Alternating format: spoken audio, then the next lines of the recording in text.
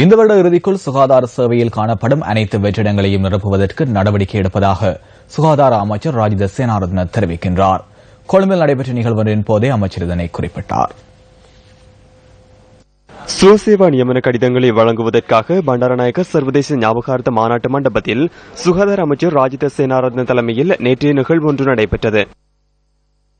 இதன்போது 82 தாதியர் பட்டதாரிகள், 226 பொது சுகாதார பரிசோதகர்கள் மற்றும் 96 குடும்ப நல ஊழியர்களுக்கான நியமனங்கள் வழங்கப்பட்டன.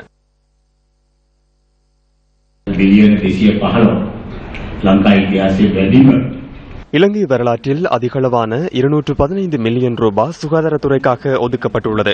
இந்த வெற்றிடங்களே எமக்குள்ள பாரிய சவாலாகும்.